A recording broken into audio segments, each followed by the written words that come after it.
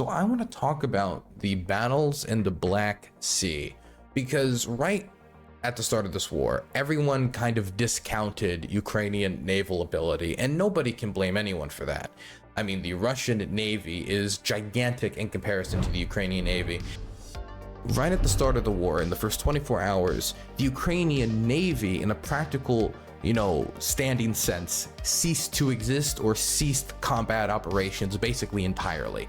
Either the ships were seized by the Russian military, they were destroyed in the opening hours, or they were brought somewhere where they would be kept safe and away from the Russians, but cannot really be used outside of smaller boats that are used to patrol the rivers up and down Ukraine for defensive purposes.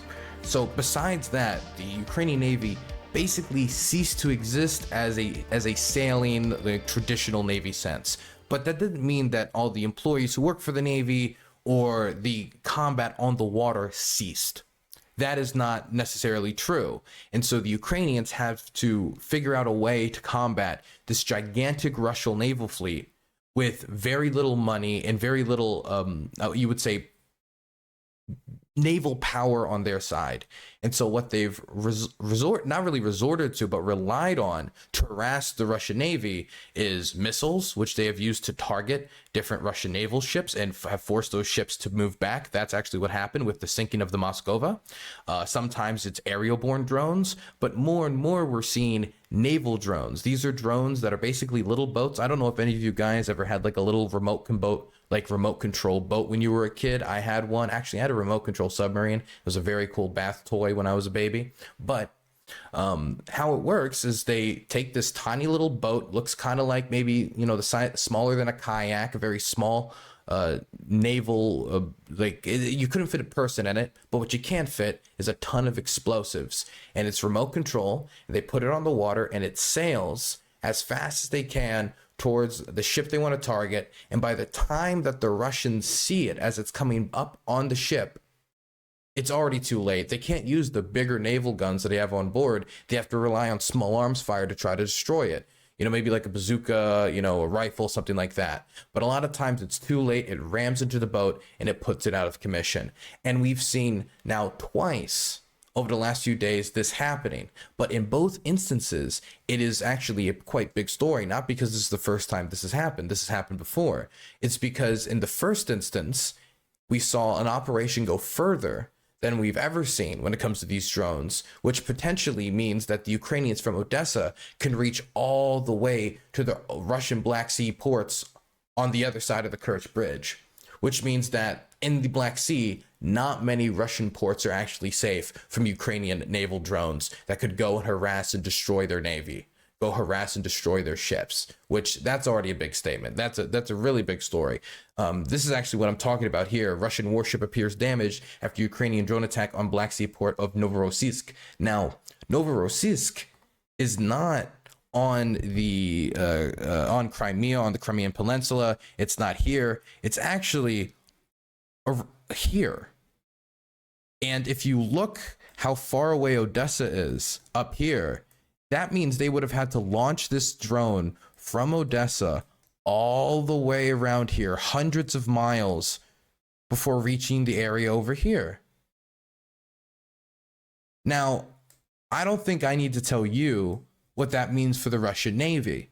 What that means, if I do need to tell you, is that there's not really many ships or ports that are safe, that potentially the Ukrainians, if they have just made a gigantic leap in their range, they can actually go from Odessa launching these like naval drone attacks, could potentially harass these ports and harass these ships for who knows how long, as the Russians try to figure out some counter to these drones that have already destroyed a lot of their ships already.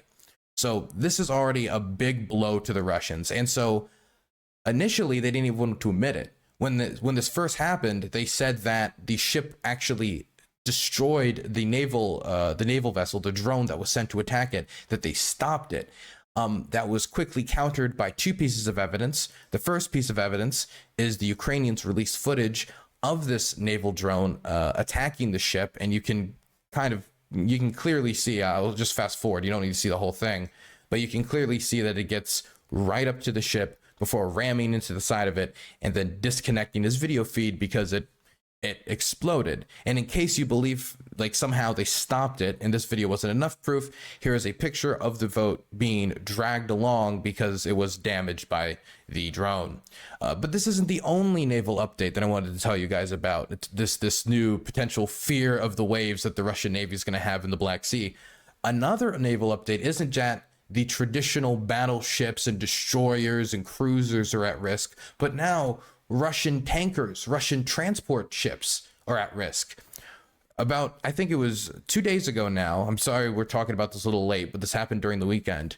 2 days ago, a Russian tanker, the Sieg, which was coming back from a mission to Syria, which was transporting jet fuel. Now, thankfully for the crew on board, for the people on there, they're still alive because it was actually empty. It already dropped the jet fuel in Syria. The jet fuel was for the Russian Air Force in Syria so they can continue aerial bombardment and air operations. But a Ukrainian drone rammed into the ship, ran into the command area, the front of the ship, and damaged it. The ship did not sink. And because it was not full of fuel, you know, it didn't explode, but it damaged it. And this happened right around here, right near the Kerch Bridge.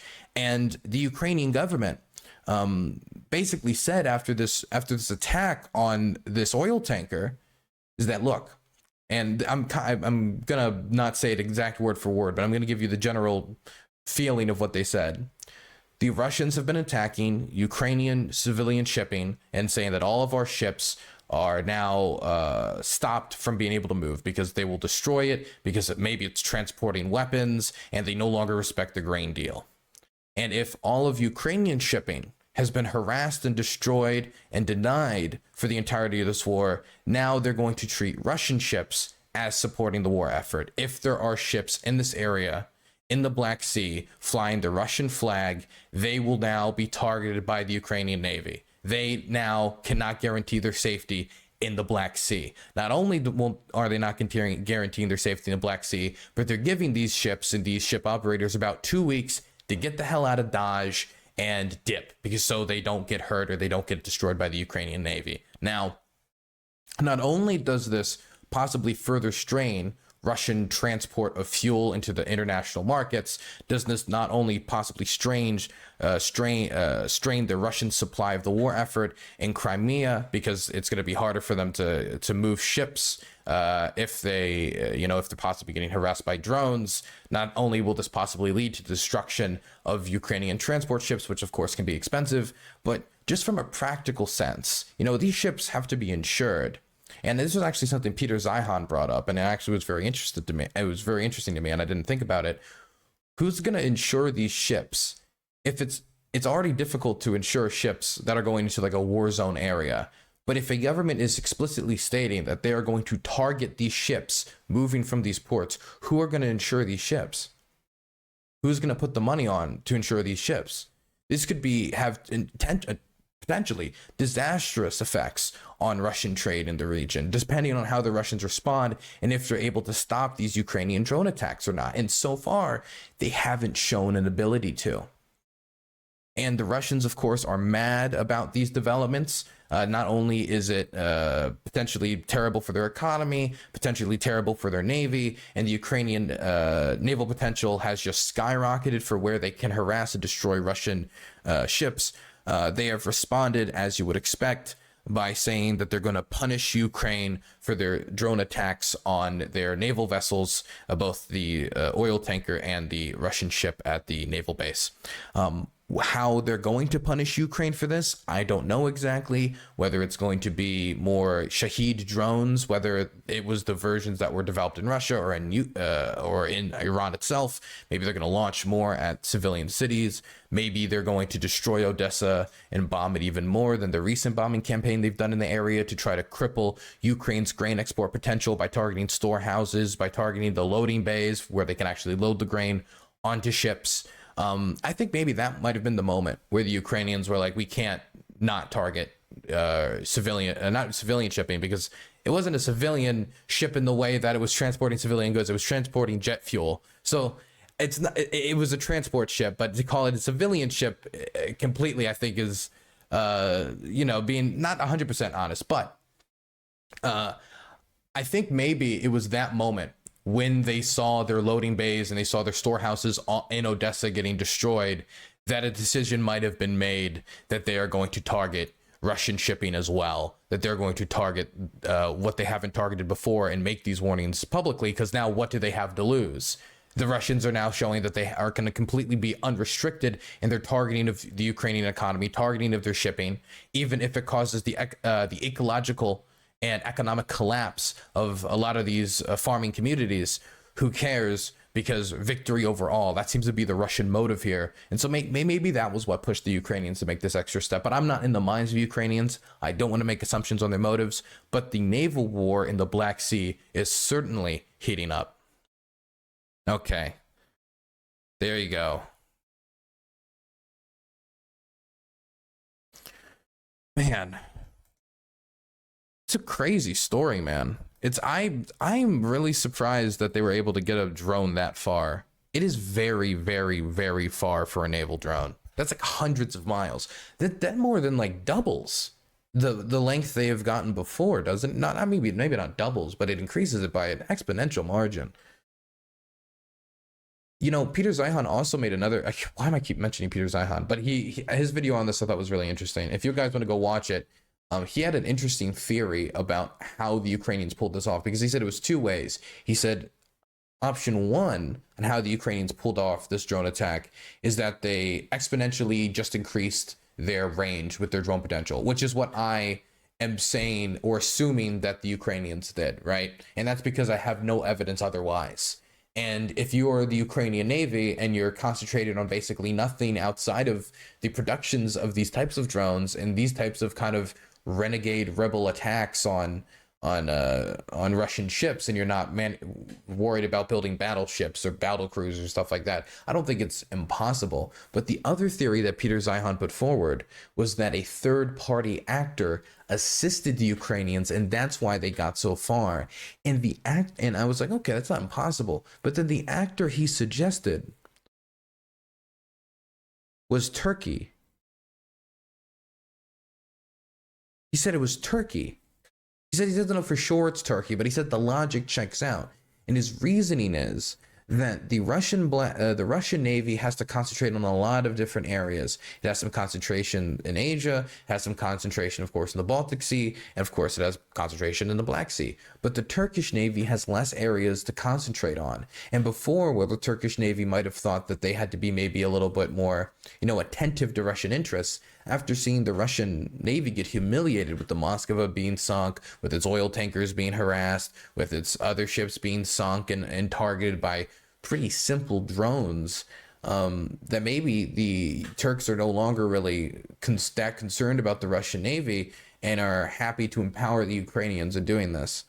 I don't know if I buy it. It is true that on one hand, the Turks have been supportive in Ukraine in some ways. For example, with the defense industry, the Bayraktar drones, it has been very receptive to the Ukrainian demand to return to all of its territory and the respect for Ukrainian territorial autonomy. But I just don't know why it would risk something like this. This would be a major, major risk. I don't know what Putin would really do in response if he found out. If Turkey was doing this in secret, I don't know what pressure he could really apply to Turkey. But still, it would still be a massive escalation. It's so hard for me to believe it.